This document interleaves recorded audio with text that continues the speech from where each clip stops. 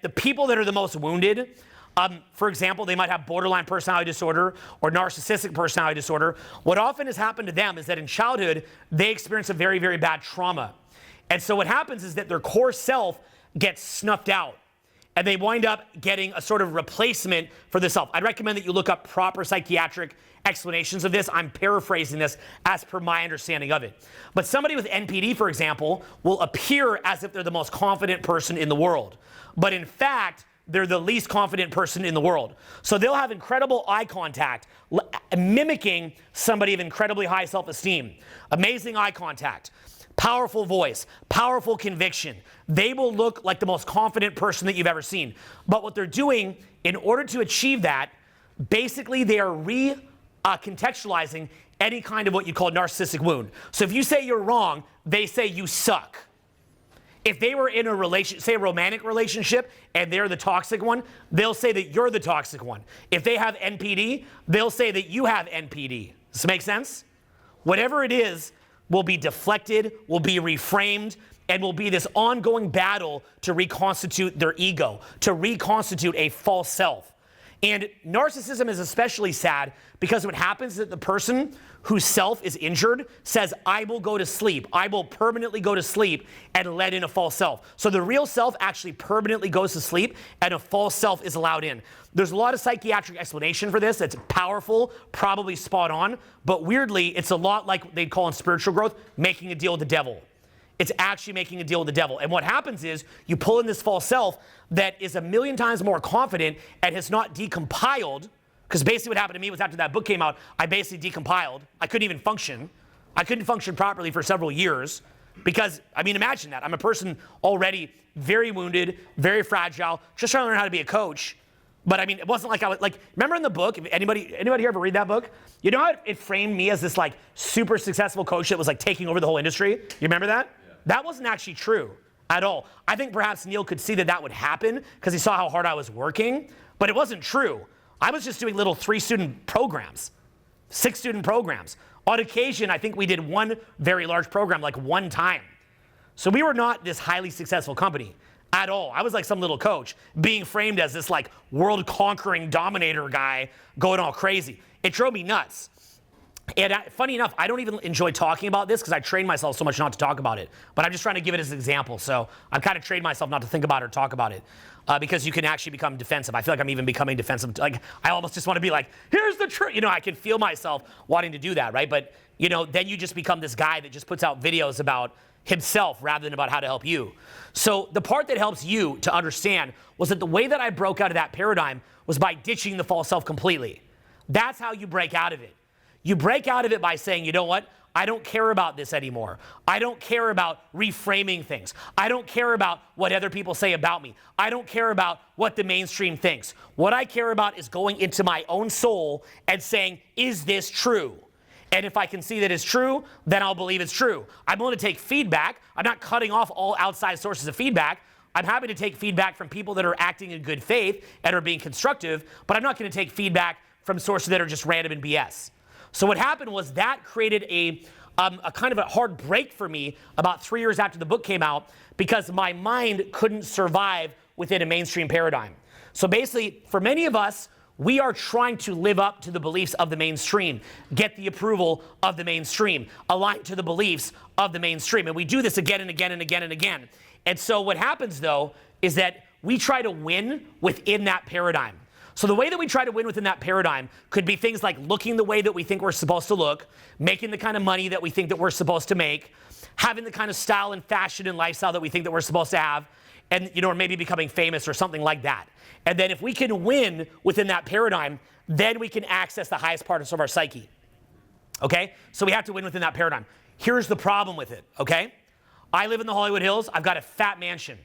That said, right now if I said to you, if you had a fat mansion in Hollywood Hills, would that raise your confidence to throw great parties? Yes.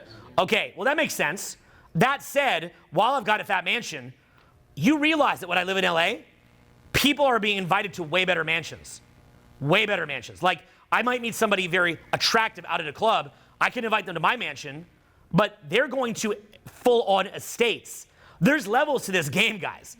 So they could be getting invited to estates that have giant properties, say up in Beverly Park, that you can't even see on Google Maps because they blot out Google Maps, and it's gated, giant estates where, just the estate itself is like the size of the whole floor of this hotel, and the mansion itself is way bigger than mine. Just the one painting in a room is worth more than my whole house. So there's levels to this, right? Let's say right now that you got in as good of a shape as my personal trainer buddy who I had here yesterday. Would you feel confident? I think you should. That would make sense. He was in amazing shape. But in reality, there's people in way better shape than that. So I know him. He's my friend. When I first met him, he had very big insecurities. And he's a naturally really good-looking guy. Classic Chad, like Giga Chad looking guy, the big square cut jaw, the big muscles. You'd think that he wouldn't be nervous around dating at all. Well, guess what? When I met him, he was genuinely he's actually engaged right now, but he was very nervous around dating. He would look to me and say, how do you do that? You're Owen, the wacky leprechaun. I'm the Giga Chad. Why do you have that kind of confidence? So what happened was he'll go look up Mario Rodriguez 85 or Roddy Coleman or whoever he's comparing himself to at the moment, and then he'll keep trying to live up to that rather than being happy with what he has. So the challenge is that we try to get to that point within that paradigm. So when I talk to you, you're a good-looking guy, 6 foot what? 6 foot 01? 6 flat. 6 flat, okay, so 6 feet tall, good-looking guy, MMA instructor. Jiu-jitsu. Sorry, messed up. Jiu-jitsu instructor. Okay, amazing. That's great. Say hi to the group right now. What's up? Introduce yourself. Give your name to the group. Hey guys, my name's Austin. It's nice to meet you all. Okay. Say that again. Hey guys, my name's Austin. It's nice to meet you all. So what do you think in his mind he rates his own status? 6. Well, what do you rate your own status in your own mind? 6. Okay, so because he rates in his mind as a 6, what he's been doing is he's within that mainstream paradigm. Right? So I can play a game where I look at him. He's got a full head of hair. He's 6 feet tall. He's lean. He's probably ripped, but I can't tell. And do you have a six-pack? Yeah. The guy's got six-pack abs, damn it. Right? So he's got all that. So I'm going to see him, and I'm going to say he's got six-pack abs, full head of hair, 6 feet tall, good-looking guy. And so if I'm playing that game of self-comparison, all of a sudden, he's going to sound more like how I sound in my voice, and I'm going to start to sound like him. So now, how can I solve that in that paradigm? I could start going to the gym. I could go try to get six-pack abs, which I actually want to do, but for different reasons, for its own sake. I could make more money. Get a bigger house. I can go do all those things, but I'm still fighting to attach my confidence to something that's outside myself. So I'm still stuck within that mainstream paradigm. So it's one of these things where you're sitting there and you just wanted to be a good little boy or girl. That's all that you wanted. You're like, can I just get, please, sir, may I have some more? Like, can I just get my little approval? That's really ultimately what you want, right? Deep down, that's what you crave. Most of you are not craving liberation from the jail. What you want is a jail with golden bars and a waterbed. You don't even know that there is this thing outside the jail. You just want the golden jail. You want to be cool in the golden jail. You don't even know what lies beyond the jail or beyond that or beyond that or beyond that. So what winds up happening is that you're thinking to yourself, how do I be cool within the jail? So what does that mean psychologically? Let's review this, okay? What does that mean psychologically? If we go into my mind or if we go into your mind, there's going to be a different state of awareness in each of our minds. My mind is scanning for, is this true? That when I'm looking at people, I'm saying, is this true? That's one quality of my mind. Another quality of my mind is general silence. There's not a lot of thinking going on. There's not a lot of compulsive thinking going on. So I turn on the thinking or I turn off the thinking. Now, what that does is when I turn off the thinking is that allows me to do public speaking improvisationally because I have the added mental, emotional bandwidth in order to come up with things to say. It also means that my voice is going to boom out because my energy isn't being depleted and vampirically sucked off of by the fact that I'm trying to reframe, narcissistic wound, reframe that, try to fit in. Is this cool? How do I look? So if in your mind you're thinking, I'm a 6. I'm a 6. By the way, I'm not actually thinking I'm a 10. I'm not thinking at all. That's the other limit. One level is to view yourself as a 10. Next is to view yourself as a ghost. So, teasing, but not teasing, right? View yourself as a soul. So what it is that when you view yourself as either as a 10 or as an independent soul, then the noise, the compulsive noise, shuts down, okay? Now, as that noise shuts down, that increases emotional bandwidth. So you have a greater range of emotion. You also have it to where your voice booms out more. So when you're being at a 6, is that you adding your full value? No. So say, I want to add my full value. I want to add my full value. I don't want my insecurity I don't want my to insecurity detract from what I offer to you. to detract from what I offer to you. I don't want to be so stuck in my head I don't want to be so stuck in my that head I can't offer my full self to you. that I can't offer my full self to you. Okay, so you see the improvement there, right? Now he's coming around at like 7 or an 8. You see the difference there? Okay, so part of that is our group is accepting of him, so he feels permission to get out of his head, right? So all of us here, if all of us are yelling, that's actually very, very easy to do when everybody's doing it, isn't it? But it's harder to be that first person who does it at random. Okay? So notice, I want you to see something in your own voice. I'm going to get you to yell, and notice in your own voice how easy it is when you yell. Okay, notice this when everybody's doing it, how open and easy it is. Okay, so everybody do it together. Go, eh. Okay, notice how easy that is when the group is doing it. Okay, feel that in your voice when the group is doing it. Do it again. Eh. Very easy. It's very, very easy. Now you do it. Do you actually hear the change in his volume there? Yeah. It's getting a lot better. You do it. Okay, you do it. No excuses. No, you're trying. That's too much force. You're hurting your own voice. Relax and allow it to come to you. Again. Good stuff. Excellent. Good stuff. A bit shaky, so you can hear the shakiness. You've got the power, but the shakiness is coming from little blurbs of self-doubt. Okay, go ahead. You're doubting yourself a little bit. You're in your head. The pain is coming from there. There's pain in your eyes. Do it again. Good. The less that you think, the less little blurbs of insecurity on the radar blips happen. Okay, you do it.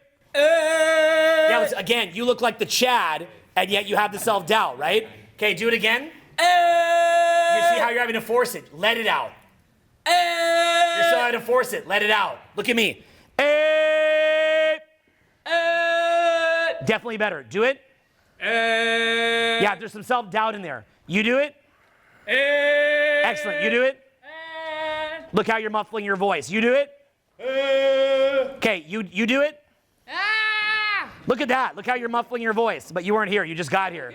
Okay. Where do you come from? Alaska. That's where I want to go there. Where in Alaska? Valdez.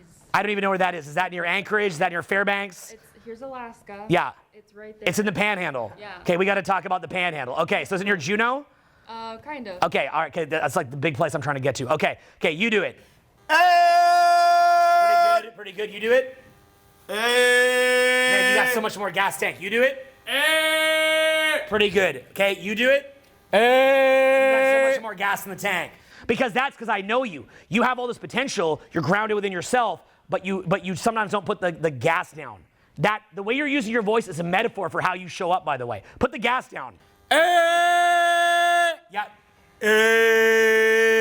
Pretty good. Put the gas down. Good. Yeah, do it. Yeah, put the gas down. Show me.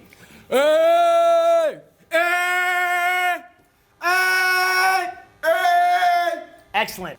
Yeah, look at how you're so in the box. You're so in the box. Get out of the box. You're in the box. Get out of the box. Allow your mind to be clear. Get out of the box. Allow your mind to be clear. Get out of the box. Good. Rue, show me. Rue, put the gas down. Rue, put the gas down. Rue, put the gas down. Excellent. Do it. That might have been the best one I heard. That's awesome. Okay, give yourselves a hand, guys. That's excellent. Show me. Show me. You guys hear the volume on that? That's crazy. Yeah, it's too bad the mic casts it. Go around the audience a little bit. Do that same sound to the audience. Show me. Hey! Hey! Come back here. Hey! Hey! Try holding it like, watch this.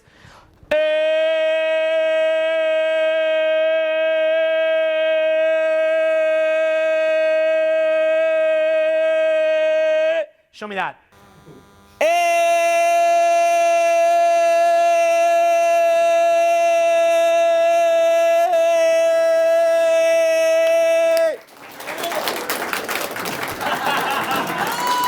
He's the man. Say, hey, what's up? Hey, what's up? Hey, how's it going? Hey, how's it going? Hey, what up? What up? What's up? What's up? How are you doing? How you doing? What up? What up? Hey! Hey! Hey! Hey! Hey! Hey! Hey! Hey!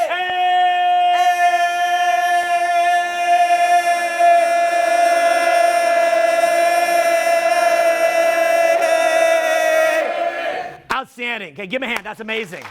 That's amazing. That's great. So what I'm trying to show you there is what happens. A lot of what he's doing is he's shutting down the inner voice, right? As long as you're in comparison, it's shutting down your energy. You see what's going on? It's actively shutting down your energy when you get stuck in comparison.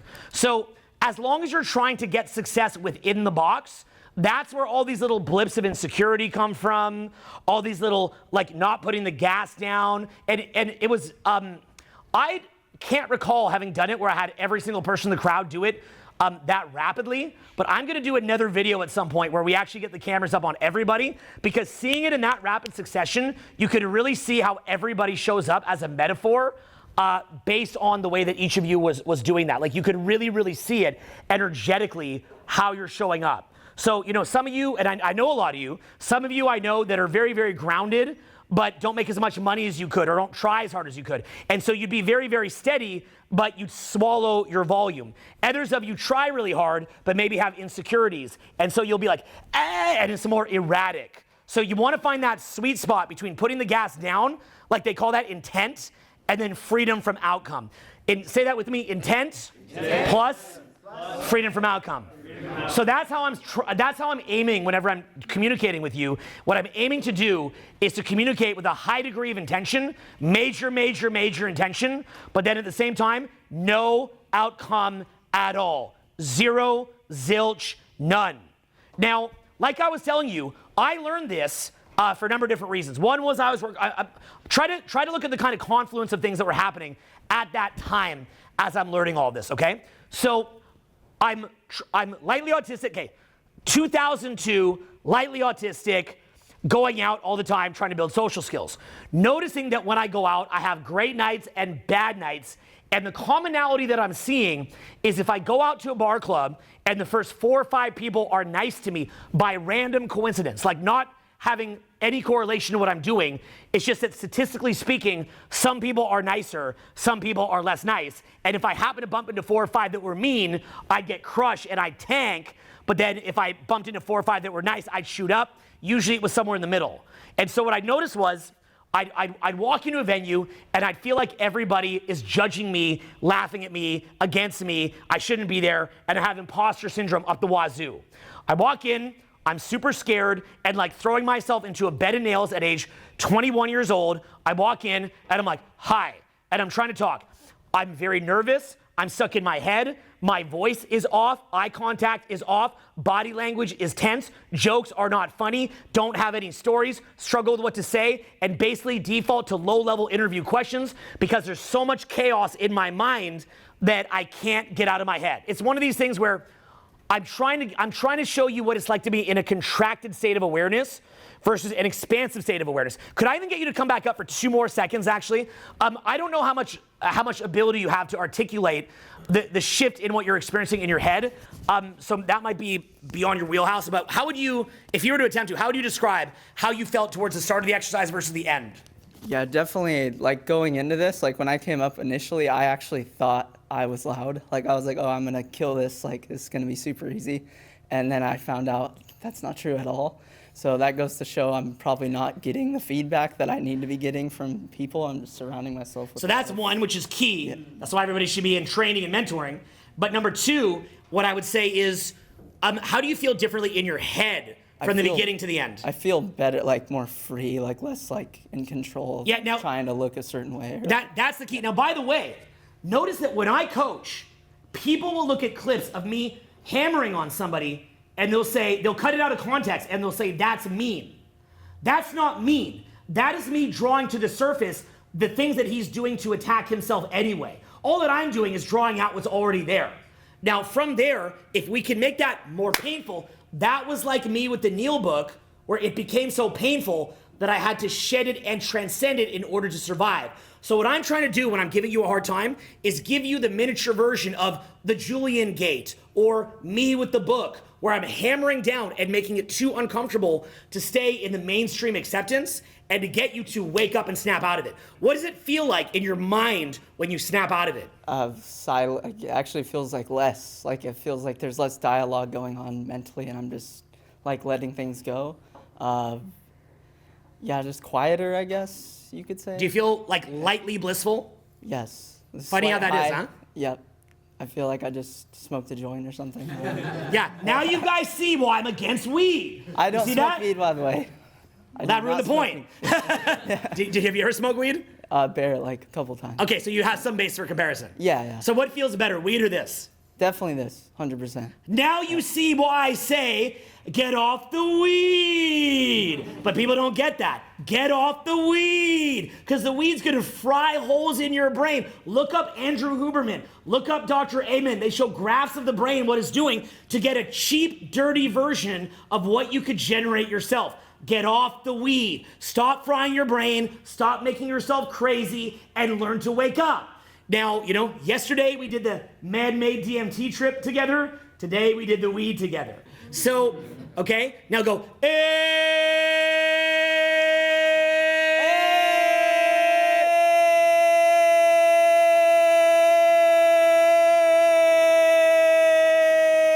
Amazing, that is awesome. Thank you, amazing, so amazing. Thank you, bro. Okay, so, that's what I'm trying to show you. People say to me, why are you against drugs? Again, go look up Andrew Huberman. Go look up Dr. Amen. Go look at what is actually doing it to you. I'm not saying people should be in jail for weed. Nobody should ever be in jail for weed. People worked really hard for civil rights to make it where people wouldn't go to jail for freaking weed. They also shouldn't go to jail for Cheetos or hot dogs. All that I'm saying is don't eat hot dogs and call it an herb. That's all I'm telling you. So from there, okay, you're getting out of your head, getting out of your mind, getting present. How do we do that? We do that by dropping the paradigm entirely. Now, then what happens, people then flip back around, they say, but Owen, are you saying never to use the gym? Are you saying never to make money? You also say at the same time, you've done over $100 million in sales. So now what winds up happening is, at a first glance, I appear like the classic cringe guru who's going, I did 100 million in sales, but money doesn't matter at all, so don't worry about money. But that's not what I'm saying. It's a nuanced point. What I'm saying is, let me show you how to do your highest income in sales, and that money does matter a lot, but that it's a separate issue from confidence, attraction, and social success. That's all I'm saying. If you want to get jacked. I'm for that. You want to make cash? I'll teach you how to do it. Great, make cash, but don't believe that you have to wait to do that for social success, because even a 6-foot MMA six-pack Chad tried that and came up here like you saw at the start. That's all I'm saying. But they will take this point And just like any high vibe, positive life affirming point, they will take it, they will twist it, they will misquote it, they will do anything. They'll take me yelling at him at the start and go, look at him yelling at the guy, look at him yelling at the guy. Then they'll cut another part out of context of me saying, you don't need cash to get attraction. Go, he's rich, but he actually says that you don't need cash to get attraction. Lies, lies, lies, because they'll never look at the full video. They'll never come see the full video. They'll never give it a chance. And the reason they won't give it a chance, in my personal view, is they have some dark spiritual force on their brain that hates waking up. And it doesn't want the person to wake up. And high vibe energy wants to spread, and low vibe energy wants to spread. High vibe energy is at the cause. Low vibe energy is at the what? Effect. The effect. And so what happens is that it's like saying, wait a minute, no, I'm at the effect. I'm at the effect. I'm a victim, I'm a victim, I'm a victim, victim, victim, victim, victim, victim, victim, victim. And then this interrupts that process. This says, no, it's you. It's you. It's you. And you could change this right now. You could. You did it. You did it. You did it. You did it. That's just fun to say. So, half the reason I do this just to make crazy sounds. So anyway, okay, use the last shred of the voice before the end of the event here. So you can change, but to do so, you want to get outside the box. Now, like I began this session by saying, you go from thinking you're a 0, 1, 2, 3, 4, 5, 6, whatever. You work your way up to seeing yourself as a 9 or a 10. But then that is still the golden jail. So to break out of the golden jail, you move from the consciousness of the body and the consciousness of the ego, the collective consciousness of the body, consciousness of the ego, and you move into the consciousness of the soul. So when you look at ideas like forgive your enemies, or you look at ideas like charity, giving away money, or ideas like if you do charity, you don't talk about it. You look at an idea like don't take offense, don't need to react, don't need to defend yourself. What this does, ask yourself this.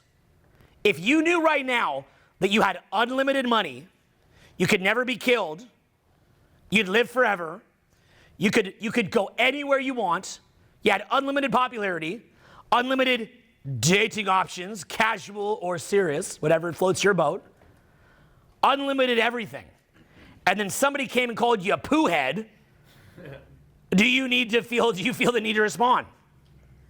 If you had unlimited money, could you give money away? Let me give a couple more nuances. If you had unlimited time, could you meditate for 20 minutes? This is key. If you had unlimited time, could you meditate for 20 minutes? If you knew that you're not the body and that you're the soul, could you go in a really hot sauna? Could you jump in a cold plunge? Could you food fast? So these ideas that awaken the spirit, things that are known to awaken the spirit, what are some of them? Basic stuff here. Basic. Core tenet of Christianity, forgiving your enemies.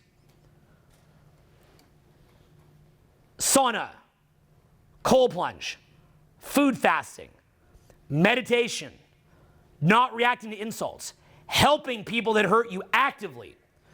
When you do things like this, what it's doing is it's saying, I'm not going to reside my focal point of awareness just in the body or the ego. So anything that denies the ego or that denies the body to an extent, not killing yourself, not torturing yourself, not being permanently broke forever and your life sucks, but as a practice, as a general exercise. Maybe you're at a store and you're a little tight on money and you say, I'm gonna give 20 bucks to the person that works a minimum wage.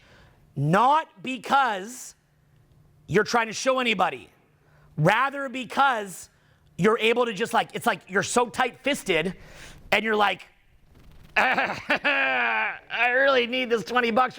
This sucks. And you go, here you go. And what you'll feel is this kind of weird download of present energy. You'll feel this. Remember we talked about the buzz? You'll feel this. What you experienced that buzz was you getting past your embarrassment and getting past the core construct of your identity. That's the buzz that you're feeling. So it cracks that and it lets in the light. So you always want to be cracking the ego structure, cracking it and letting in the light. So the more that you do that, the more that you wind up letting in the light. And then as you do this, it has a lot of effects, okay? So look at me here. I've been on the road now for about 6 months because I went on a tour. Now I'm sitting here, I've been screaming my lungs out for days, and we're coming up near the end of our event together. You can probably hear that my voice is getting a bit beat down after several days of going hard. So it doesn't mean that your body never wears down at all. I still got to go to sleep. You can hear that my voice is wearing down. But look in my eyes, okay? Is there anything spiritually that's wearing down at all? No. So this is what you want as you get older, is as your body is breaking apart, you want it where there's a light in the eyes. So my goal for myself, and we'll see how I do, anything could happen. Anybody could get Alzheimer's, anybody could go nuts. People could get older and their brain just deteriorates, they wind up blowing their own brains out. It doesn't mean that's who they were when they're younger. It means they could be mentally ill. I grew up with a lot of really heavy stuff. I don't know what's gonna happen to my brain as it breaks down when I'm older. I hope that wouldn't taint my legacy, but who knows? You know, if you've had some kooky things going on.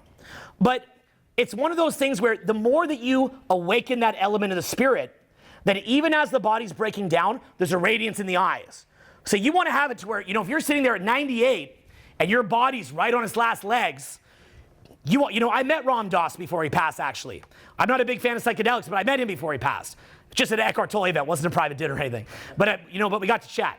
And so the thing is, you could see in his eyes, I tried to talk to him at the level of intellect, and he was like, and he's like, it's just like, love, just like, that's like what he looked like, right? So you want to get it to where, as the mind is breaking down and the body is breaking down, then the paradigm of doing is eroding, but the paradigm of being is expanding. So some people take that too far, right? You go to a lot of festivals. You know how that is, right?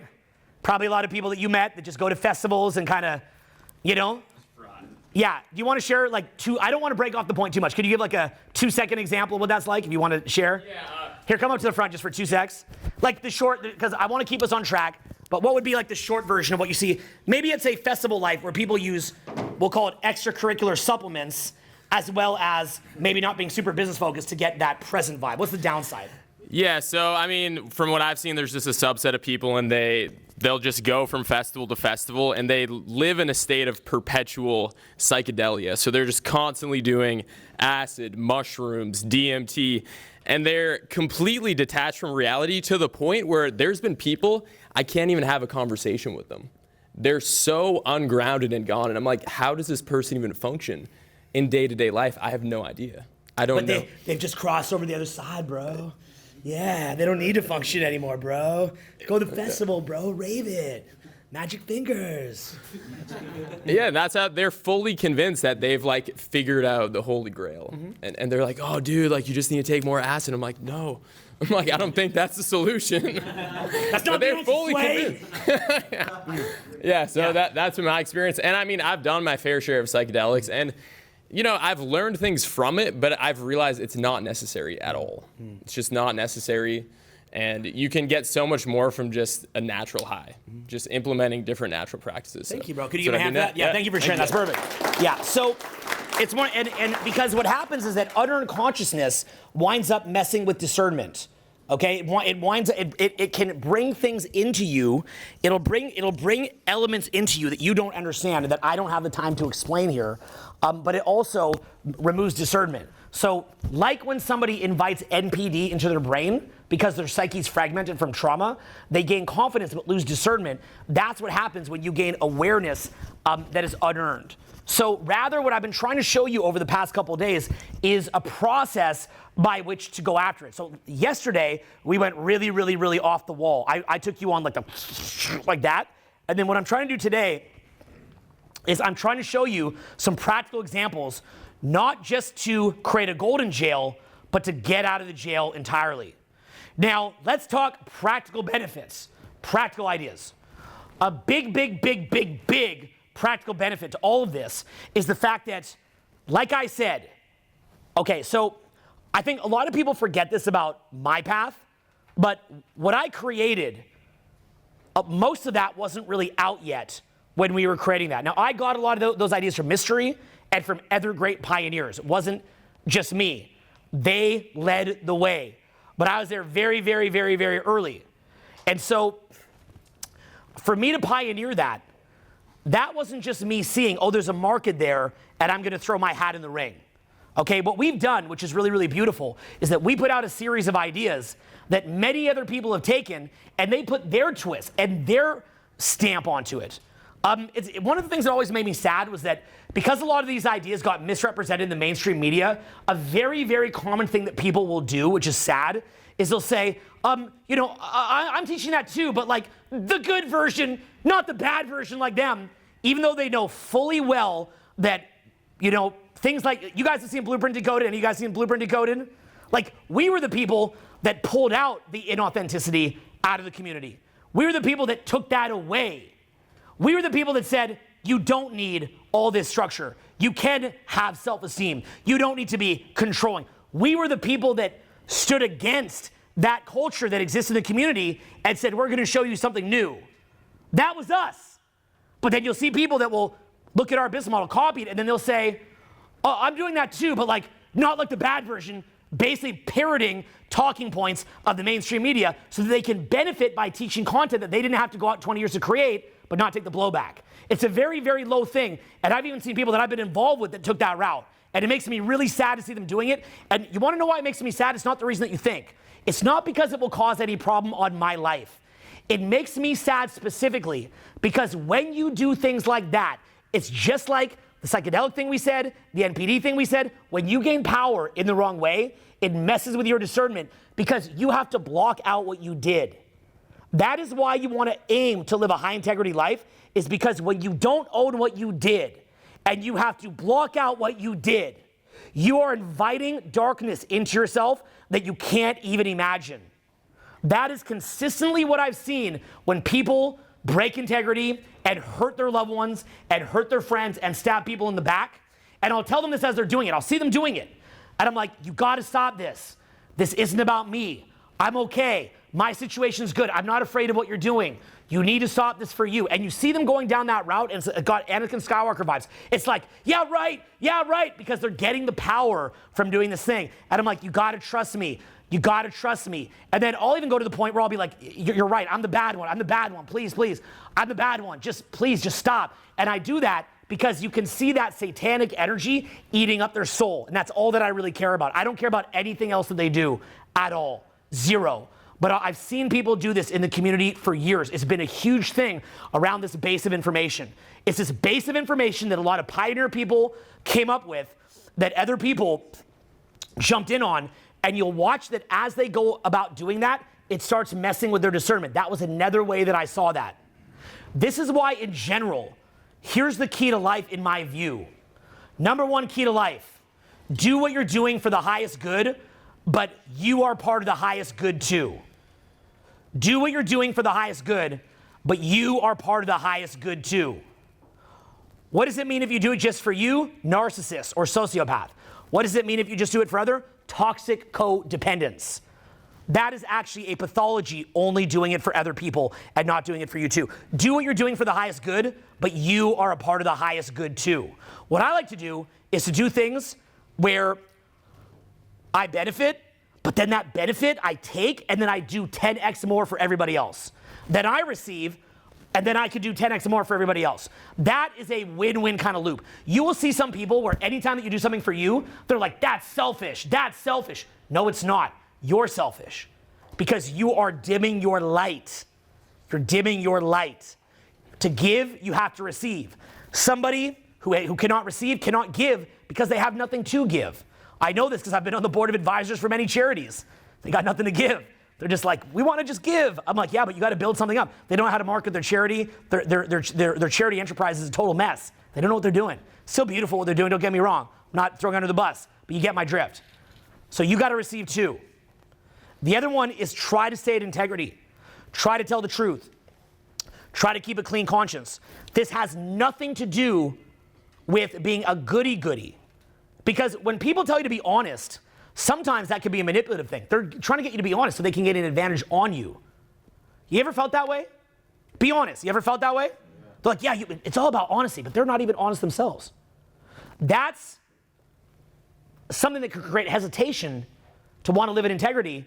That can create hesitation to want to be honest, because you feel like they're just saying that to get at me, but they're not even honest. Nobody's honest. What I'd recommend that you do is the following. Remember what I said was, if you knew you'd live forever, you'd be okay to meditate. If you knew you'd live forever, you'd be okay to give charity. If you knew that you'd live forever, would you be okay to tell the truth? If you knew you'd live forever, would you be okay to say it integrity? So honesty and integrity are not the intelligence of the ego. They're not the intelligence of the body. They come from the intelligence of the soul. That's why you do it. You do it so that you can break out of the golden jail. Now look, obviously life has tact, right? 85-year-old lady says, you think I'm as hot as her? Of course you are, okay? I'm not saying that you've got to be like, no, okay? No. That's the intelligence of the soul. You're 85, you're crazy, right? I'm not, okay? There's a time and a place to have a little bit of fun with people. You don't need to go tell your kid there's no such thing as Santa Claus. Hope Dylan's not here. Okay, so understand that, certain things, okay, whatever, right? But generally speaking, you know what I mean. You get the idea of what I mean. The other thing is work very, very, very hard. Hard work is another thing where as your body wears down, you will transcend the intelligence of the body and move into the intelligence of the soul. A major reason that I run seminars till I'm beat into the dirt is because I get a very present state from it. I get that really deep present state in the last 2-3 hours when my voice is on the fritz and my body is screaming at me, and then the only way I can keep going is to stay in a state of maximum non-resistance. So that's another thing that you learn as a speaker. It's another reason. When I used to go out to bars and clubs, I'd often say until 9 in the morning, just keep going. People are like, you're crazy. But I could feel I was kind of getting more in state. So that's why I did that. So another very, very important thing to do. So anytime that you can get in this highly, highly present state, highly giving state, but remember, give to yourself too. High integrity, honesty. Another one is gratitude. Say the word gratitude. Gratitude. A very, very grateful state. Non-gratitude and victimhood. That is low vibe stuff, not good. Being at the cause and having gratitude is massive. I have watched as people in my life that I brought in, I've just spent decades to be able to bring people into the most beautiful life that I can. I try my very best to be able to bring anyone in my life to bring a truly beautiful life of travel, luxury, abundance, joy, sharing, creativity, and expansion. And I've got my problems, I've got my bad days, but I've done that. And I have watched as you can bring someone into heaven, but their soul is still stuck in hell. And they could be sitting in a giant mansion, about to go on a beautiful trip in the mountains of Montana, but sitting there complaining and whining that they're unloved, that they're victimized about this or that or the other thing. Someone left the ketchup out. Someone left the mustard out. Someone left the door open. Somebody annoyed them. Somebody got on their nerves. Because they're living in heaven, but their soul's in hell. They're not ready to absorb it. They're just not ready. And you can sit there and you can take a horse to water, but you can't make them drink. Straight up. I have done product launches with people that I team up with.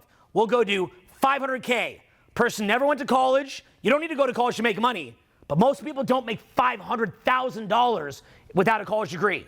We'll go make that in a couple months. Bang it out. And they'll say, hey, but we missed that one email. That's your fault. Okay, we lost maybe 10K off that. We just made 500K. No, I don't see it like that. You know what I see? We lost 10K because of you. And then eventually they wind up out of my life and they're no longer able to do 500K launches. But all that they could think of at that time, it was like this giant parade outside that cost millions to build. And there's a little thumbprint on the window. The thumbprint is real.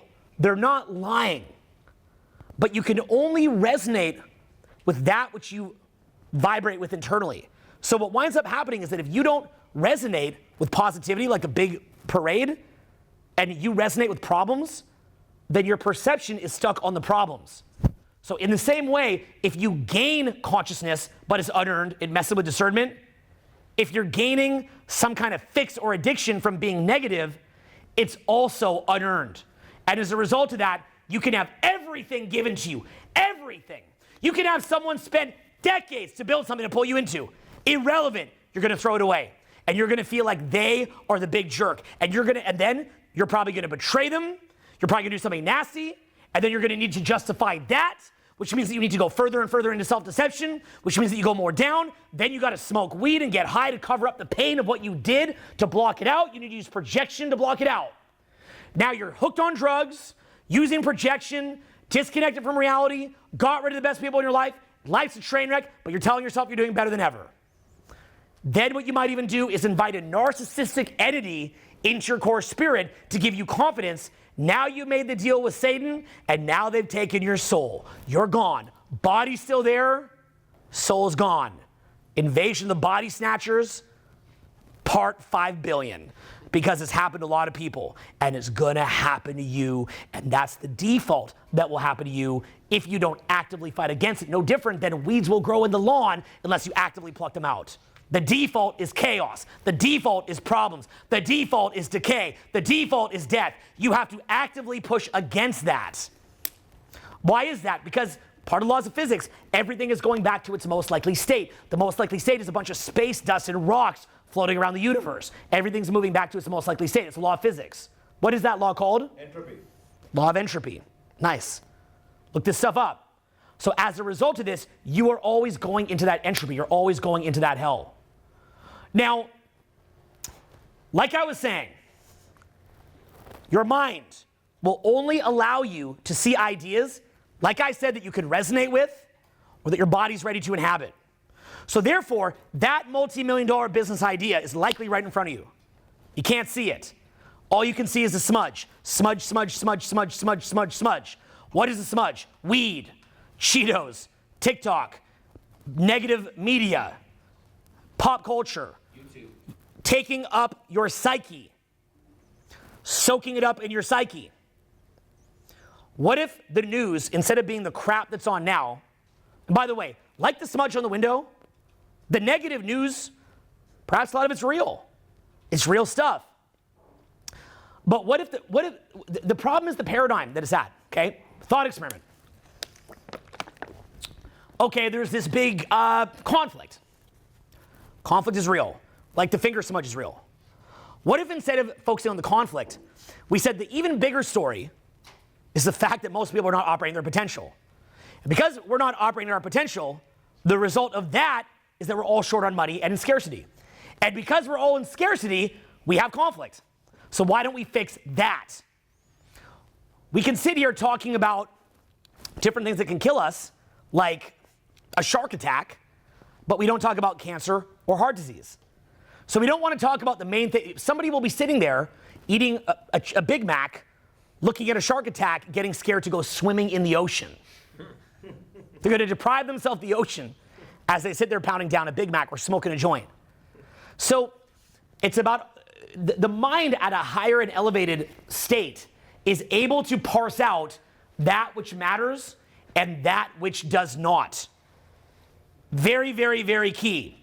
In an elevated state, the mind is able to parse out that which matters from that which does not.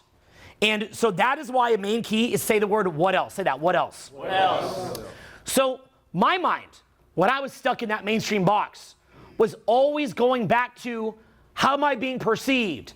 Am I cool? Do I have the things that the Matrix wants me to have? Like, am I following pop culture or whatever? And I'm looping on that. But what happened was after I broke out of that and I was able to become more present, I found that my mind was like, wait a minute, instead of focusing on this, why don't I just read Dan Kennedy? Instead of focusing, a top marketing guru of all time. Oh, look, you read Dan Kennedy for a year, now you know how to make millions of dollars. Now you don't have to sit here complaining because you studied marketing. I had a buddy, very famous guy, very rich guy, got lit up in the media. And all he wanted to do was make the problem go away. How do I make the problem go away? And I said, listen, you will never make this problem go away at this paradigm. It'll never happen. He wound up feeling so depressed about him being attacked that he gave away, I'm not going to give the number so he's not identified, but it was so much money that you would gasp. That much. Less than $1 billion, I'll just say that. Gave that away to make the problem go away. You think it worked? No. Did nothing. Nothing. Nothing. But he wanted to go away. Why? Because he asked, he'll be fine. He's got the money. But it's because he's asking the wrong question. How could I make them stop making fun of me? All he'd have to do is respond to the issue to the extent that it's appropriate. Don't ignore it. From there, you've made your response, maybe even add continued responses. Begin to add more value. Why not just say to yourself, how do I add more value? Add more value. That was actually when I had the book come out and I felt crappy. I was in a low vibe state, but somebody who I trusted, even though I was in a low vibe state, said, Owen, don't get consumed in a rebuttal, just add value. So what I did was I was early on YouTube and pounding out videos. Rather than getting consumed in rebuttal, I pound out videos. That's how all of you now know me. I worked on the blueprint. That's how many of you now know me. I worked on getting better at public speaking. That's how a lot of you now know me. I could have sat there saying, I got to fight this. I got to change the perception. But in the long run, you can outgrow the problem. You can get to the point where somebody attacks you and they're initially bigger than you, but you grow so quickly that they begin to be the ones who get condemned for attacking such a great human being. Because people see that you're doing cool stuff. They're like, why'd you say that about them?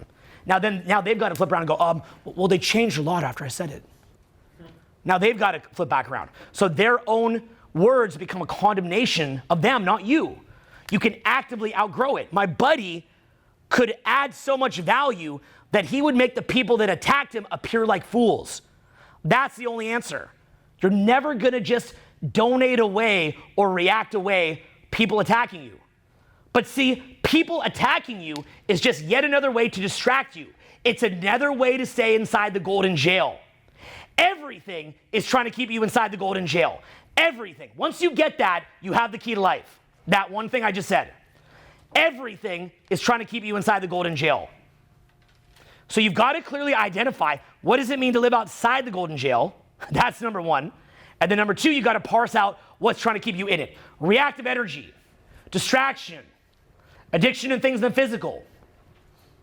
Anything that's keeping you out of a flow state, anything that's keeping you from raising your vibe, anything that's keeping you from that expansion of the mind and the soul, anything that's keeping you paranoid and trapped in a loop, anything.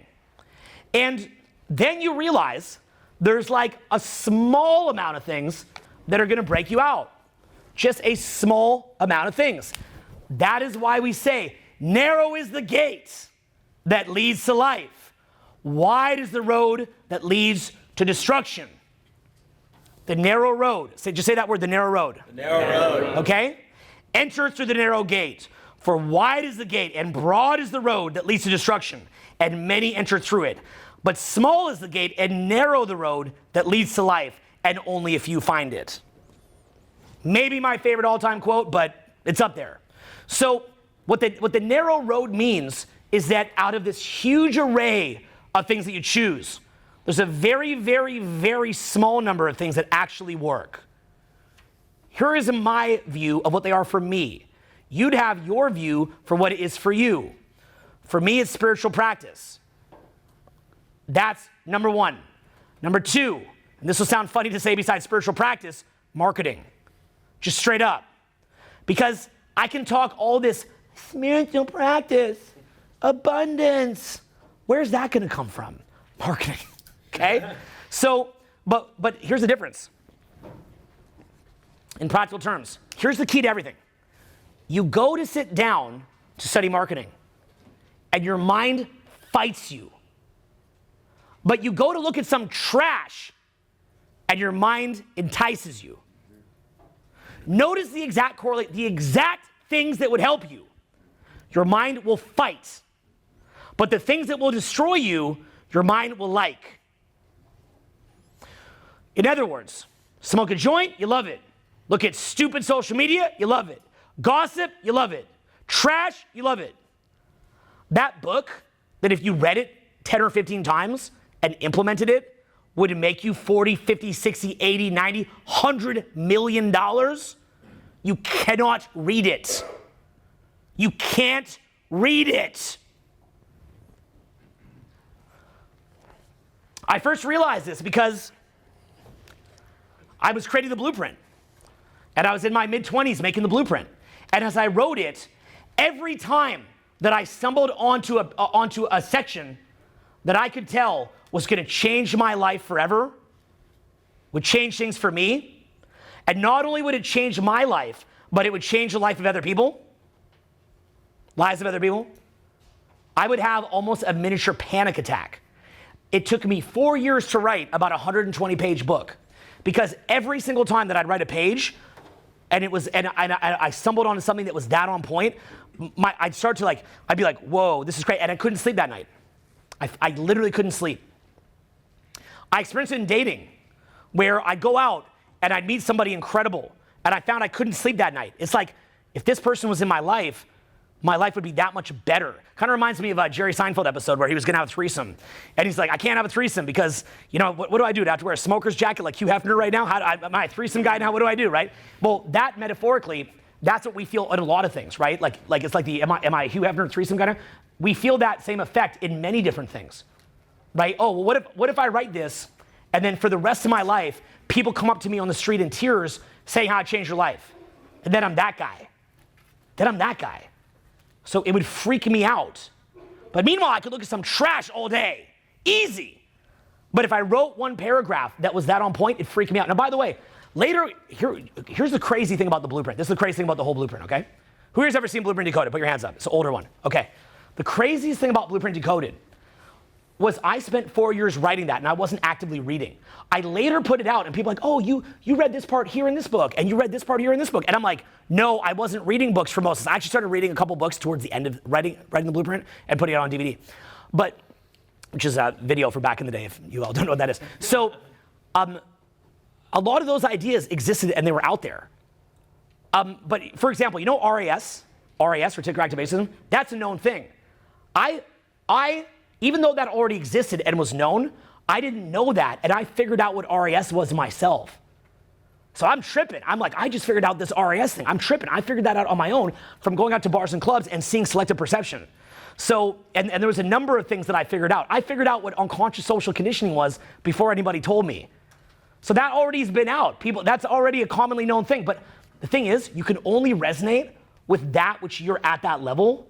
So somebody who's unconscious can't understand what RAS is. Somebody who's unconscious can't understand what social conditioning is. You tell them, they don't get it. I was deeply unconscious, so I couldn't get it. So I had to sit there almost like in a cave, but my cave was an oceanfront apartment in Hawaii, and I derived this from going out to bars and clubs. Okay, I derived it from what I was seeing, and I spent years trying to figure this out. Later, I realized, a lot of these ideas are out, but I wasn't at a point where I could resonate with it. So the thing that made the Blueprint Decoded so fascinating was that it's a high energy, highly conscious work of art created by somebody deeply, deeply unconscious, which means that you can show that work to somebody that's deeply unconscious and they may have the opportunity to become conscious. That was so crazy about it. It wasn't, for example, a lot of people will say that my old 2010 videos are better than a video 12 years later. My public speaking, production, ideas, delivery, everything is hundreds of times better than it was in 2010. If you actually put them side by side to compare them as a joke. But the thing that was powerful about 2010 was that at the psychology that I was in, take for example, the very first Truth About Success video. People say, oh, that's like the best one. The videos that I do now in success are light years ahead of that. But because I was coming into my first couple million, and because I was in that low young hustler's point, a guy like yourself who's a young hustler can resonate with that more than you might resonate with what you learned here tonight, despite that what you learned here tonight is 10,000 times more advanced. So the beauty of some of the earlier work was that I was deeply unconscious, but figuring this stuff out, and then people could resonate with it because I was vibrating at their level and transmitting that information, okay? As you get higher up, there's less and less people that can even understand what the hell you're getting at, okay? So, but the reason why I like to do nuanced videos is because there's not a lot of other people doing them. The reason why there's not a lot of other people doing them is because lower level self-help has more financial backing because there's more people that can buy. High level self-help, there's less people that can buy, but I have enough money that I don't need to make more money. So as a result, I can do what I believe in. So as a result, I can do videos less popular because of the fact that I don't need the financial backing. So it's just kind of a cool thing. Like you can get to a point where you can back yourself. So that's why I do more advanced self-help. So let's continue down this road. So an abstraction to understand is that what you're always going for is to get outside that golden jail, everything that you do. So yes, a spiritual practice is so important, but so is marketing. You've got to learn marketing. But the reason why we put the spiritual practice first is because there's only two ways that you can learn marketing that I've seen. There's only two types of people that learn it. Here's the main key. It's either a psycho or a very awake person. It's typically only one or the other that can learn marketing at a high level. Here's why. What's that? No boundaries for psycho. Yes. So here's the deal. So the idea being that somebody in the middle is going to go to read that book, and that book can change their life, and they will get too distracted, and their mind won't let them read it. Okay? Somebody who's a psycho is able to achieve emotional equilibrium via turning to the dark side. So they're able to look at a high-level marketing book and go, I could make millions from this, like that. And they don't want to look at pop culture. They want to look at marketing. So you'll see commonly at high-level marketing conventions some of the most snake-skinned, weaselly people you've ever seen. It's like you're in a viper den. People that are extremely transactional. People that are very, very disconnected from God and very transactional can make great marketers. But conversely, what you can also choose to do is to create things that add value and add to life. And then what that also does is that if you choose to do things that create value and add to life, what winds up happening is that you don't resonate with pop culture and weed, you resonate with things that are high value and add to life. And you're able to recognize that learning marketing is a part of that, and therefore you resonate with that. So for me, on my journey, what I experienced was that what I resonate with is the following things. I either want to crack jokes nonstop.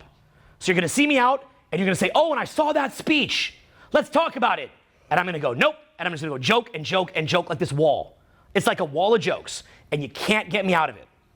Or I'm in this sort of meditative trance, and I'm regrounding, and I'm doing that. Or I'm making my next $1 million. Or I'm playing with my kids. Or I'm hooking up with somebody that I'm really into, and it's a lot of fun. Or I'm traveling in nature somewhere beautiful that expands my mind. Or I'm doing some kind of charity. Or I'm reading an amazing book that will allow me to fund all of these projects and add to the world, like business and marketing. Or I'm reading something about health. Or I'm exercising. But I'm always staying in that strength zone all the time. Or I'm staying up 1 million hours way late when 3/4 of the room has gone home to do public speaking when my voice is gone. Or I'm sitting there with somebody, maybe who's even homeless, and listening to them speak because I get great vibes from just doing that and listening and not trying to fix it. You see where I'm going with this? So what I'm doing is my mind doesn't resonate with trash. My mind doesn't resonate with that which distracts. My mind doesn't resonate with those harpoons that keep you inside the golden jail. Think of yourself like this balloon that's rising, but then there's these harpoons of all these little demonoids. They're like, where do you think you're going? Like that. And it's like Kim Kardashian. Oh, Kim. Like that, right? And so you've got to, and it's sucking the life out of you. It's like this rope that shoots a syringe in you, just goes like that, and pulls you down. Oh, right down. I'm sure Kim's a nice lady. But the idea, something like a Kim Kardashian, what is that showing the world? You get surgery, you be compliant to the values and ideals of the establishment, you're loud, prolific, and you don't ask questions. That is Hollywood in a nutshell. Loud, prolific, and doesn't ask questions. What's that? Sure. Blah! Shrouded in charity and good to go, right? Give it this fake, empty skin of something good, Done. Doesn't matter what it is. What matters is what it looks like. And you can shame everybody else and virtue signal the whole way to the bank. Loud, prolific, and doesn't ask questions. So that's what it's teaching you. It teaches distraction, diversion. So somebody watching Kimmy K, look, if you like it, you like it.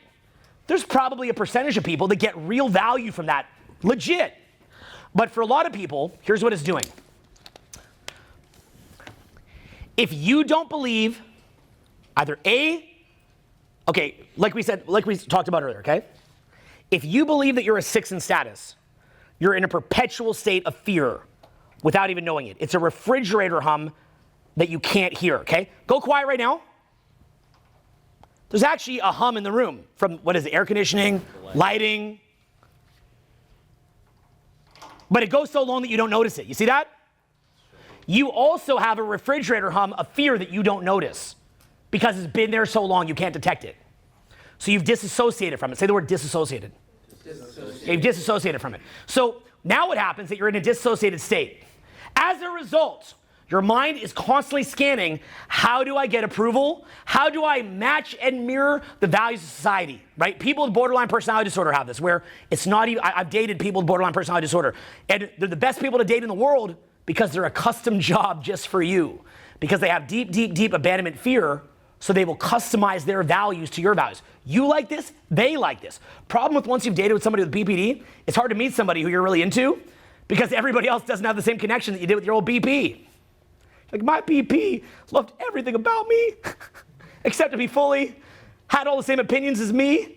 It's weird when they left, they're a completely different person and called me a demon, right? Because people with borderline personality disorder, they do this thing called splitting, where it hurts them so much to lose you that they demonize you. They go from black to white. It's called split to black. They go boom, like that. You ever see Amber Heard with Johnny Depp? They re-remember things. They have amnesia and split somebody to black. And they have narcissistic wounds and can't take responsibility. That's a generalization, but these are common things of borderline personality disorder. So what happens is that in the same way that somebody with BPD matches and mirrors whoever they're around, like if I'm around somebody with BPD, they will become the best public speaker you've ever seen. It's like, how did that person get so good so quick? It's crazy. They'll get so good because they're matching and mirroring, trying to get approval. Then when you break up, it's like a different person takes over. It's the craziest thing. Like you can see old videos of them and then them now, and you're like, this is not the same. It's the same skin, but a completely different person. It is wild. Well, that is how you also operate when you believe that you're a 6 out of 10. When you believe that you're a mid-status level person, you're always in a primitive state of fear. This primitive state of fear that the upper level people in the tribe will kill you if you don't adopt their values. So if I say, you know, what do you think of this? 2 + 2 = 5. It says right here. 2 + 2 = 5. You're like, golly gee, it does. 2, 5. and your mind will make you think that, okay? Because the group is saying it. Okay, that's the essence of aggressive collectivism.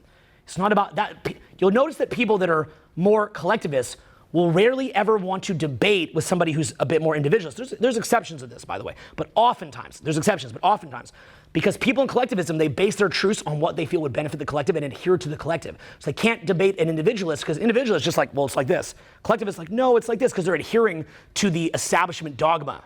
And the establishment dogma is a bunch of voodoo and wizard stories to get the elites what they want, and then the collective just kind of goes with it, and then they shroud it in charity and so on and so forth. It's empty, although sometimes it can have good stuff too. Sometimes collectivism can have good stuff. It's not black or white, by the way. Some good stuff in collectivism, but often not. So, and depends your commitment to truth and so on and so forth. And they can also have things that are true, so that's why it's a murky area. But you see the point. So if you believe that you're a 6 out of 10, then what happens is you're too afraid to see truth. But what also happens is you're too afraid to break out of the golden jail. And if you're too afraid to break out of the golden jail, you won't go look at a marketing book. You just won't let yourself do it. You're not allowed. Because then you'd have to put on the Hugh Hefner smoking jacket and do a threesome. Joking, but you know my point, right? So your mind won't let you do it. So your mind will keep locking in and focusing on this trash rather than the things that would actually help you. It's a crazy, crazy thing how this works. So what you want to do is you want to get locked in on what it, so like I mentioned, to you, I want to go to Alaska. And I planned the whole trip. Okay, you want to know how serious I am? I'll tell you where I want to go. I want to land in Anchorage. I want to go to Kenai Fjord. I want to take the train up to Denali. I want to go to Fairbanks. I want to take little planes to Lake Clark, Gates of the Arctic. She's smiling because she knows I'm legit now. You know when someone knows what Gates of the Arctic is, he's legit, right? I've got it all budgeted out, planned out. After I tour that area, and I might want to go in winter and go to that little igloo thing where you can see the northern lights. Okay, or this it's like a ice bar with like a hot spring, about an hour outside Fairbanks. Then I want to fly down to Juneau. I want to go see the glaciers right in Juneau. I want to go to Glacier Bay and see the general area around the Panhandle. You lived in the Panhandle, correct? Yeah, basically not like in the water, but right by the ocean. Amazing. Okay. Like an oil town. Amazing. Okay, so I believe that for you, traveling is your greatest expansion. But for a lot of people here who've never seen what you've seen, can you imagine how far out of their reality it would be to see that? Maybe you take it for granted what you've seen. I do sometimes. Yeah. Probably do. It's the But most beautiful place in the world. most beautiful place in the world. So imagine having only lived here and never having seen what you've seen. Imagine that. You know what's crazy about this? To go and see what you've seen is like $1,000. It's like $1,000. Think of all the dumb crap that all of you in this room have blown $1,000 cumulatively on. But your brain won't allow you to go see it. It won't allow them to see that. And the reason that it won't allow them to go see it is because what would happen is that our minds are in this ensconced cocoon of Kim frickin' Kardashian, okay? And I don't mean to throw her under the bus. I'm sure she's a nice lady. And so, okay, I'm sure she has many conflicting opinions with the establishment, right? Like if we said to Kim, what's your most controversial opinion that could get you in trouble? I'm sure she'd have tons, right? Right? Maybe. Hey, Kimmy K, what's your most, I know that you support this thing, this thing, this thing. You're a rebel. What's something that you support that's a little unconventional? Care to share, Kimmy K? Well, I believe that, you should be able to get surgery to look how you want. I feel like that's controversial. Right? Except it's not. Right? You know what people in the establishment love to do? They like to take things that were controversial 60 years ago and frame that as if it's edgy and as if that's not safe. When you go to Walmart and the same posters on the wall. Now, by the way, I believe in a lot of those same causes, but that can't be the only thing you like. That can't be the only thing. Name something that's unpopular that you believe. So what happens is that people begin to live in the state of consciousness of, I can only believe that which is safe to believe. So the mind is not scanning for, is this true? The mind is scanning for, how do I fit into the group? How do I believe what everybody else believes? How do I match and mirror and parrot back what everybody else believes? It's basically that the world has collective NPD and BPD. The same way that somebody with borderline personality disorder will match and mirror the people who they're around because they are terrified of abandonment is the same way that somebody who believes that they're a 6 in status will match and mirror. See, believe it or not, I'm gonna be mean. People who believe they're a 6, for me, scare me. They actually scare me. Because people who believe that they're a 6 can be weaponized by psychos. It's like stormtroopers. They can be weaponized. The emperor has the stormtroopers. Once the American Revolution happened and you couldn't be a direct king or queen, they realized all you've got to do is weaponize the people who are afraid. You can weaponize them because they're looking for what's popular. So you just influence what's popular and you mobilize the group think, and then you can get whatever you want. What the American Revolution did was it created a starting point towards freedom and a buffer against tyranny, but it became sublimated and they find other ways. And with technology being what it is, they can actually bring that back in full force.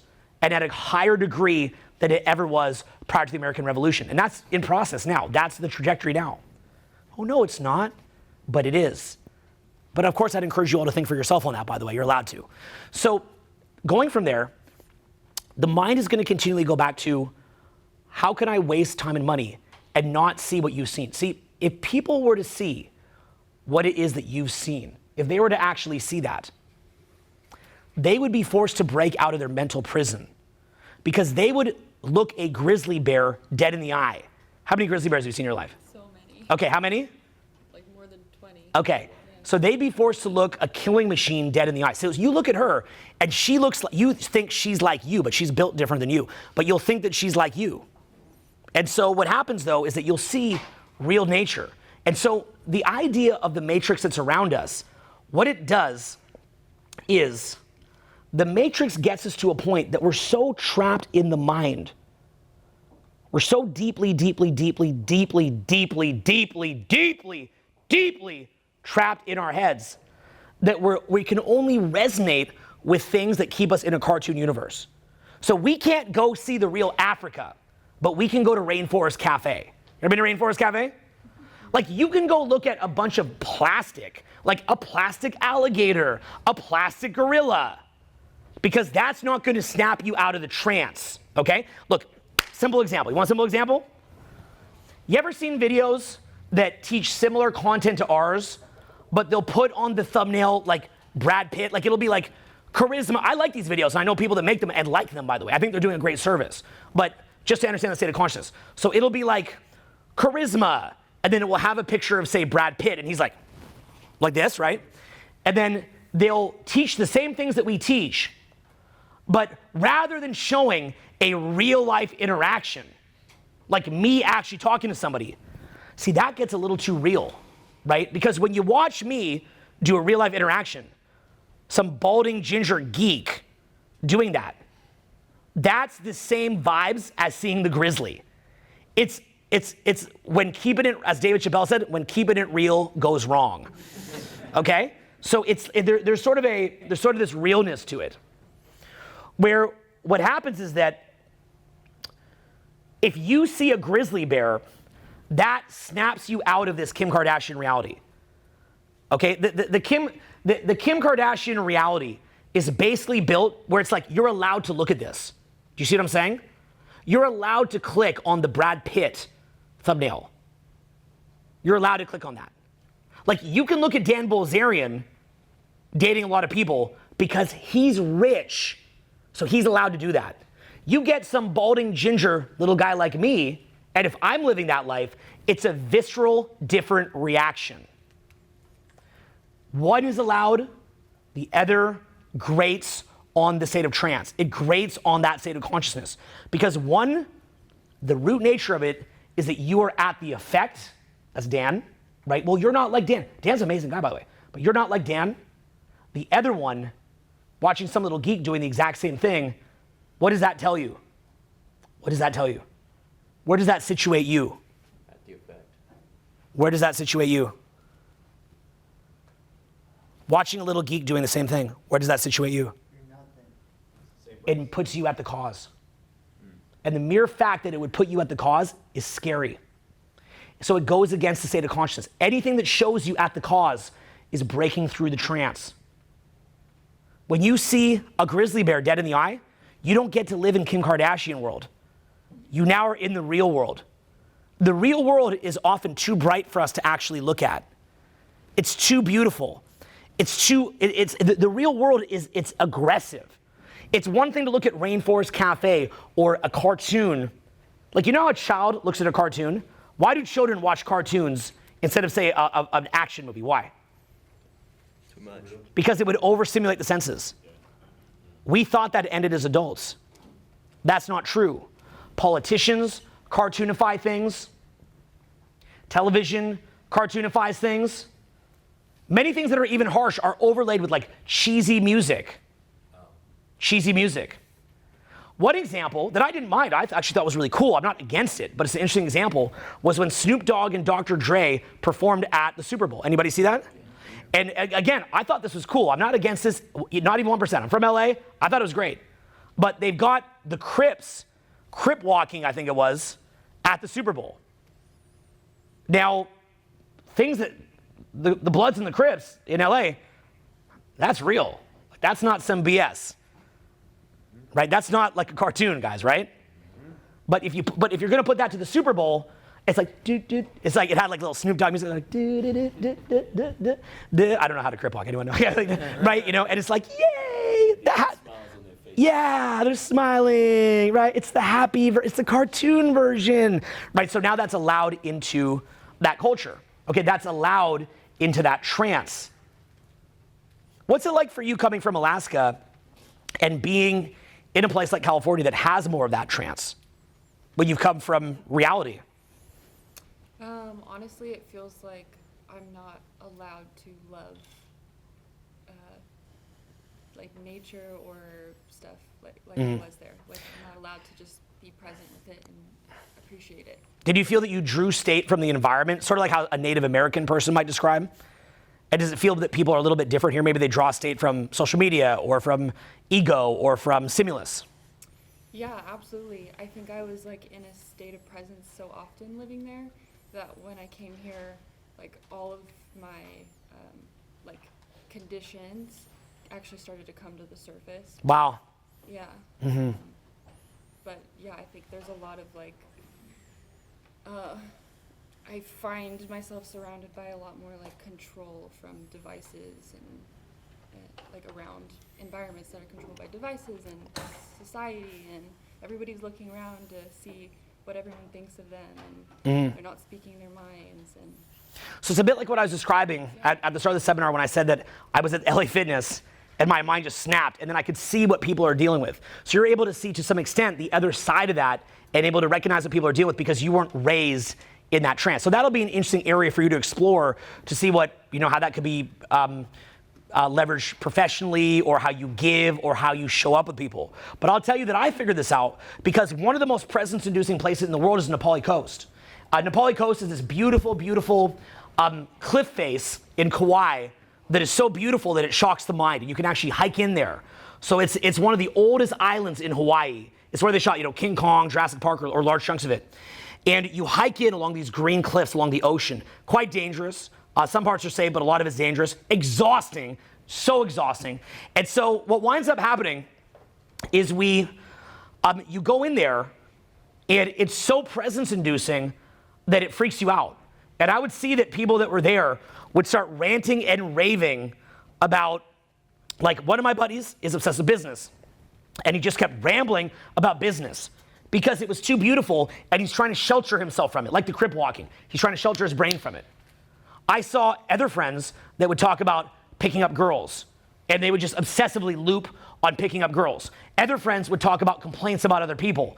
Anything to make a blocking of the raw, bright light that is right in front of you. Anything to block that out. And so what happens is that when you see real nature, it can freak you out. I had friends who came with me out into nature, and honestly, you just see them just snap back so hard. They want to get plugged back in the Matrix, like that dude in the first Matrix that just wants the steak and the wine. Like, they want to go back in, and they're willing to stab anybody in the back to get back in that trance. It is so imprisoning. The sweet siren song of the Matrix is so strong. So everything that you're doing, you want to be saying to yourself, am I just addicted to the golden jail? Or how do I break out of the golden jail?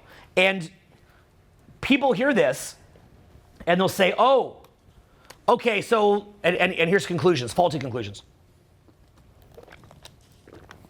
Okay, so this is like a spiritual talk. I should pray more. I should meditate. Then they'll hear me talking about this, and then if you work with me, you can guess it's very, very, very aggressive and intense, very, at a pace that is a lot. So then they say, but I thought you're like, you said in the video expansion. Real growth doesn't come from sitting around doing psychedelics. Real growth doesn't come from sitting around meditating all day, although could help, I guess. Real growth doesn't come from being an egomaniac business person trying to find their sense of self in their next Porsche. Real growth doesn't come from getting 1 million followers on social media. Real growth doesn't come from just building a grandiose ego. Real growth comes from truly living life. Truly living life.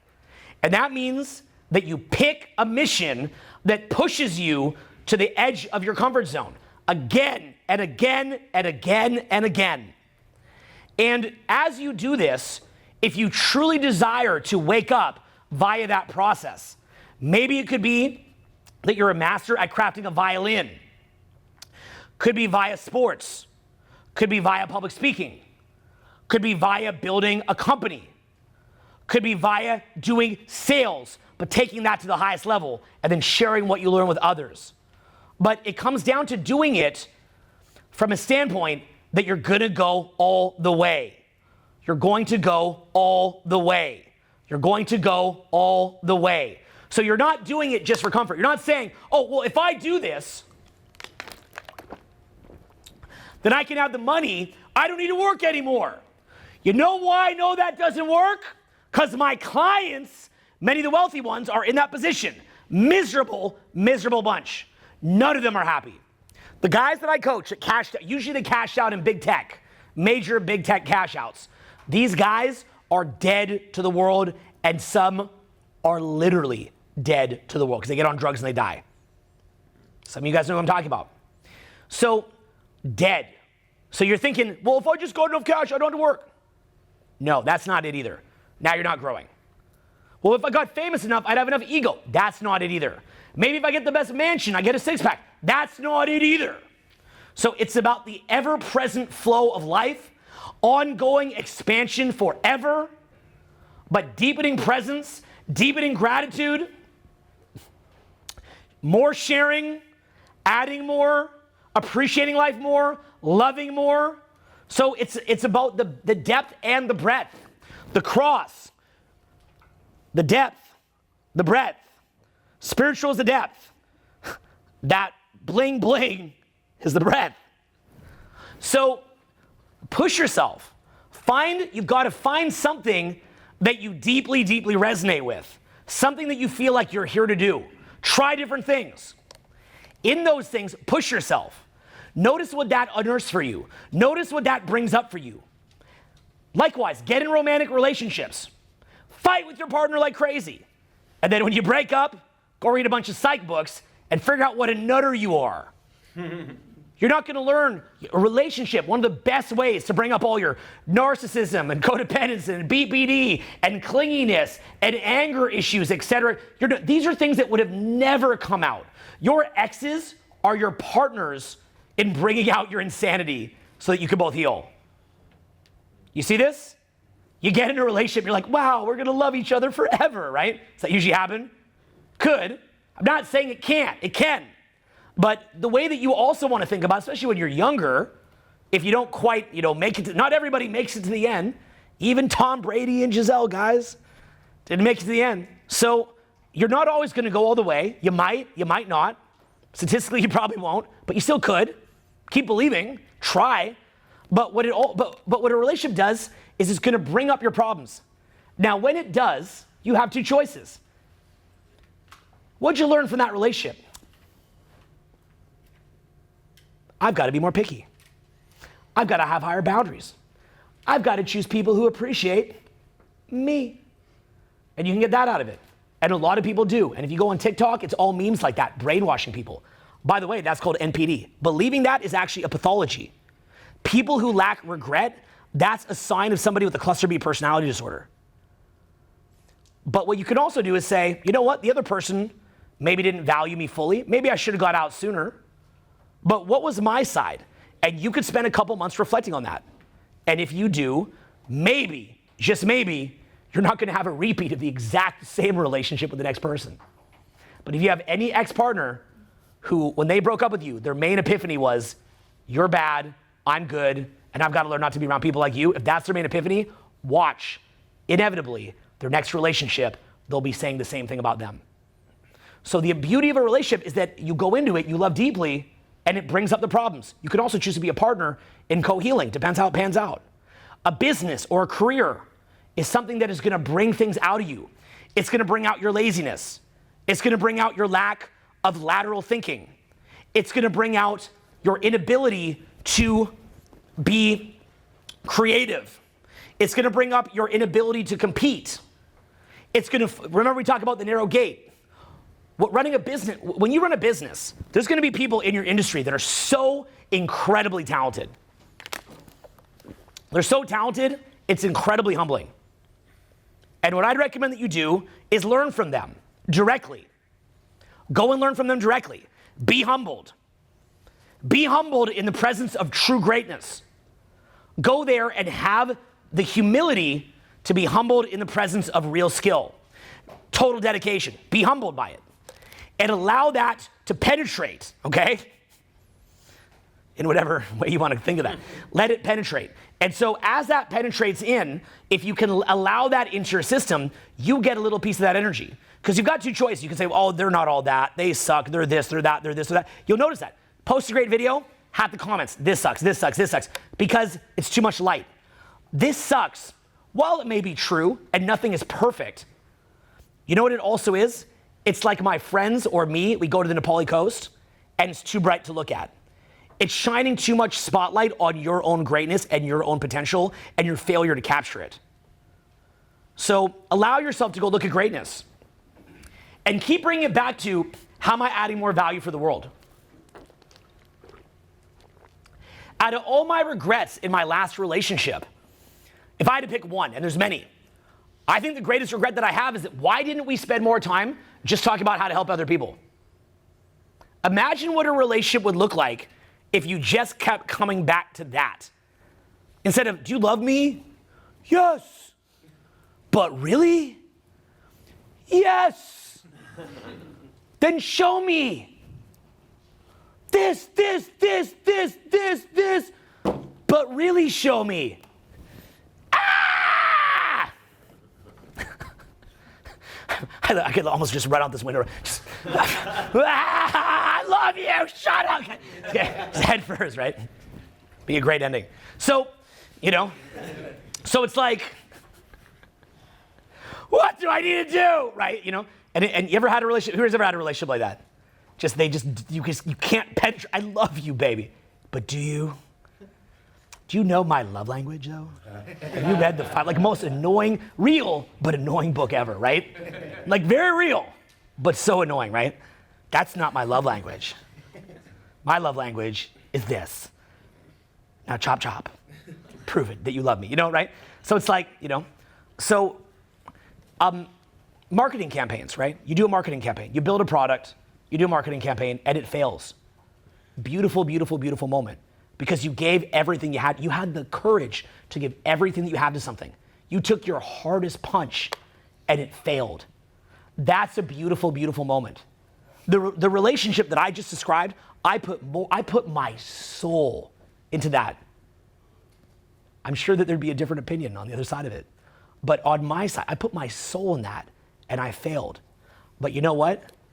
I can own that. I can give my best effort and I can say, I tried. I gave everything that I had to give before I compromised myself. And I even compromised myself way more. That's a total lie. I completely compromised myself. But, if that was my boundary that I was okay with, I went to here, but I didn't just go completely to there and just completely decompensate.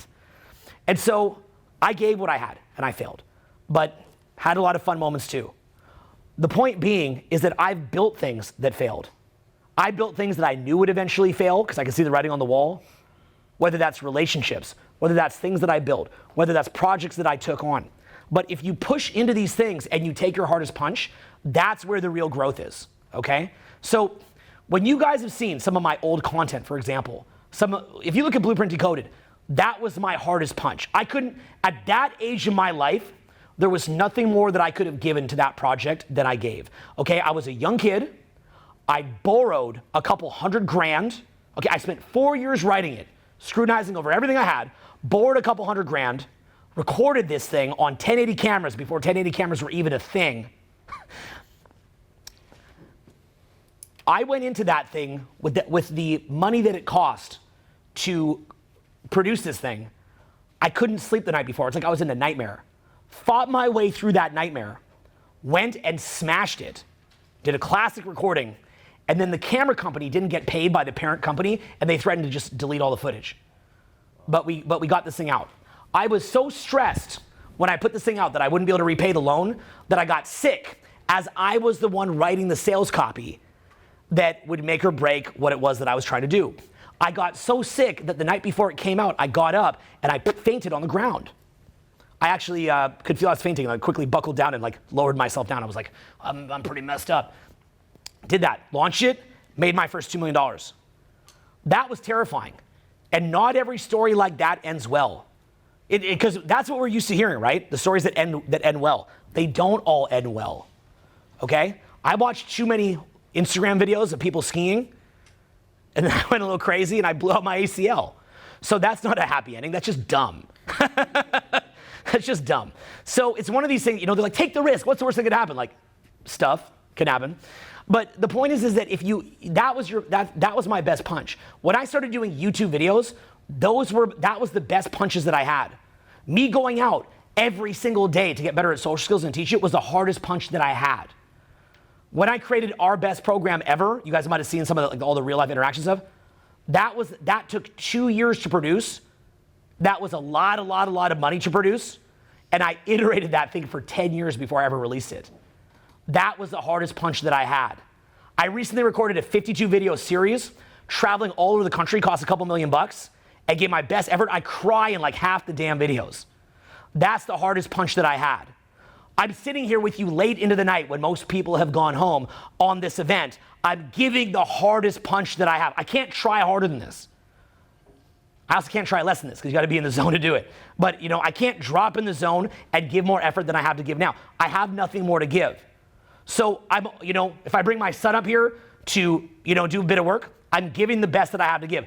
Hey! Right? My voice is eventually running down. I'm giving the best that I have to give.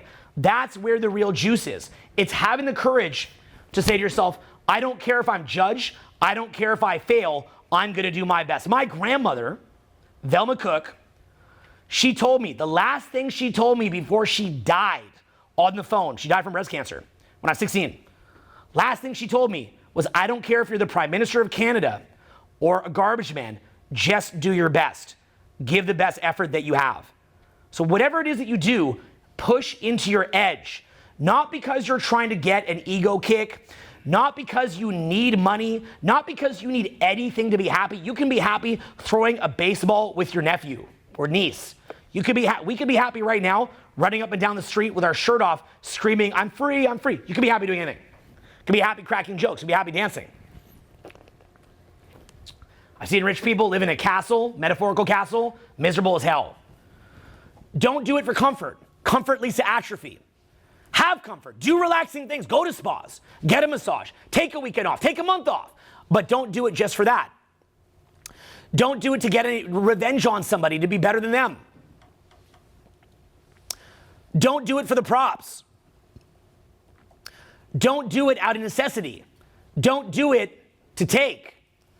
Do it because that's who you are. And what you're going to see is, again, the paradigm. I'm a 6, I'm a 6. Wait, I'm a 9, I'm an 8, I'm a 9, I'm a 10. I'm a soul. You get out of that. The mind is going to begin to uncloud. You're going to start to get absolute clarity. You're going to start to get huge, huge volumes of energy. And you're going to go in a state of peak performance. So try to couple, if you're here for last night's talk and then today's talk, try to couple those two together.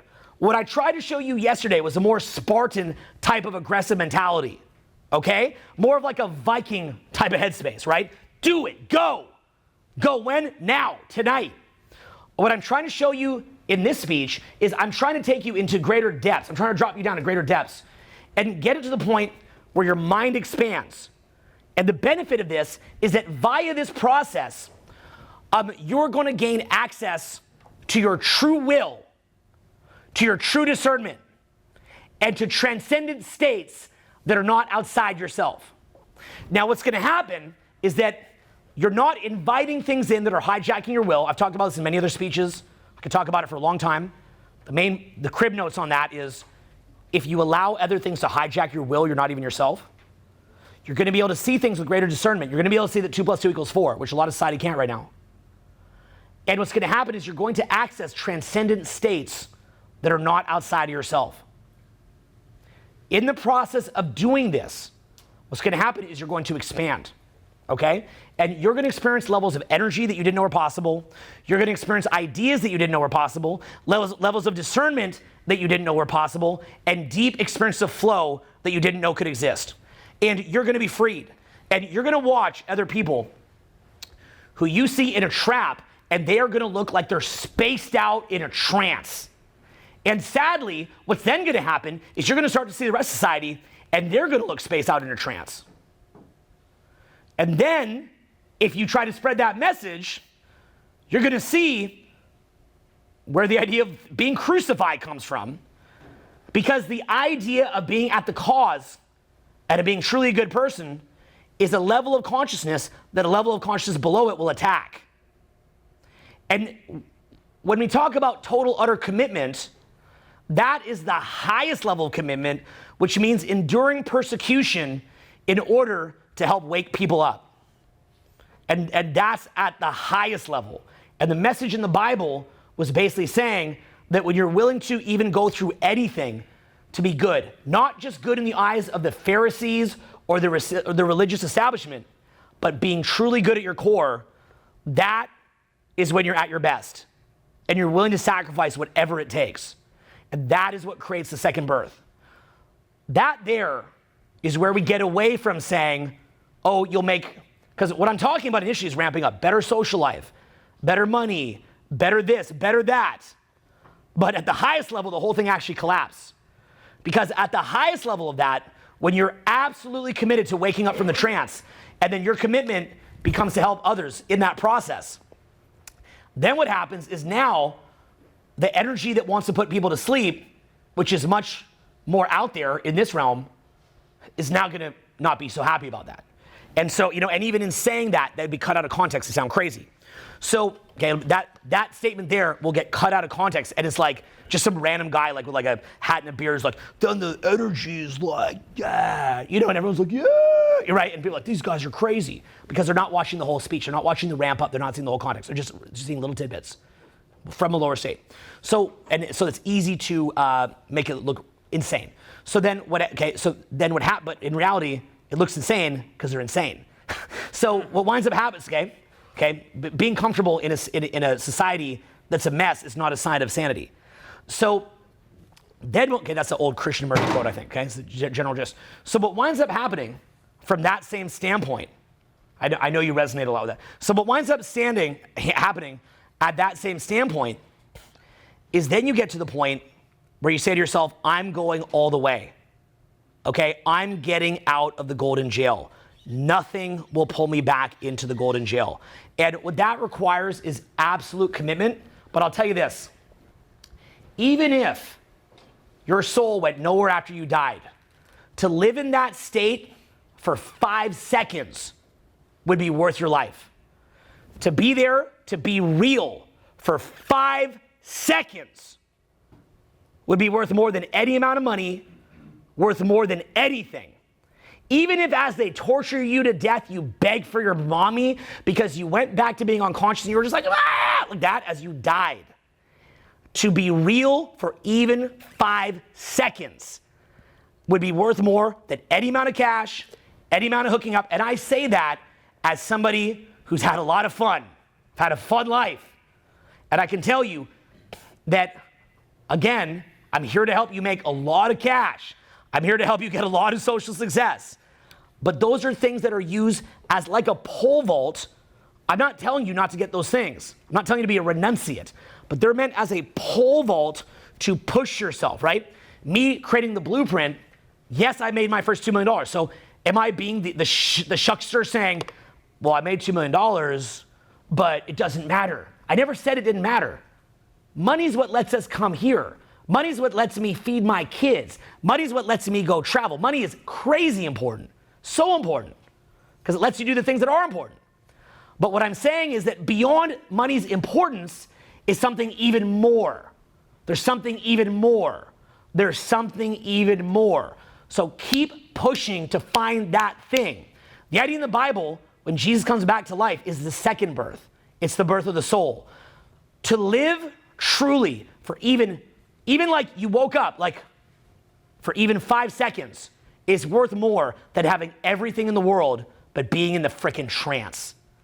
Imagine just what we did with you today, earlier today. And if you'd stayed in that mode your whole life, here, come up here for a second. Imagine that you had stayed in that mode, and you're probably slipping back in that mode because it's like plucking weeds. But imagine that you had stayed, imagine that you'd made millions of dollars, but you stayed in that mode your whole life. That would suck.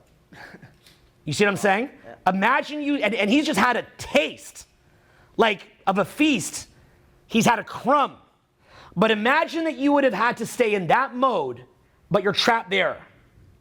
But what you don't realize is that you just saw the tip of a huge iceberg. So, go sit down, thank you. So, I don't just keep him here pointlessly, but just like looking at him. But the point being is imagine you did that. That's what people don't get. They want to stay in the golden jail. It's not worth it. There's nothing there. The golden jail has nothing for you. It's just that you don't think that there's anything beyond. So the main point of life is to figure out who you are, what this place is, what your purpose is for being here, and who you are beyond. That's the major lesson that I want to leave you with. So we've run this in the late of the night. You are the last people that stayed here to hear this message. I've given this to you after decades of bashing my head against a concrete wall until it broke, okay? And so you've got to be the person in the jail that's just bashing your head, and you're like, either my head's breaking or this wall's breaking, but I'm not living here. I'm not staying here. And maybe your head's gonna break, and maybe the wall's gonna break. But the only way that that wall's breaking is when you're ready for your head to break.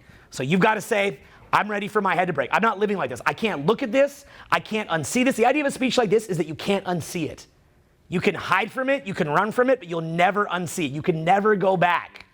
You can never go back. Life will never be the same again. So I love all of you very, very dearly. I'm going to stay to do a little bit of Q&A, some very, very powerful Q&A, but I want to thank all of you for staying late, and I like to always do a treat like this at the end for people to stay late. So thank you guys very much for being here. This is a great event this weekend. Thank you guys. It's a lot of fun. Thank you.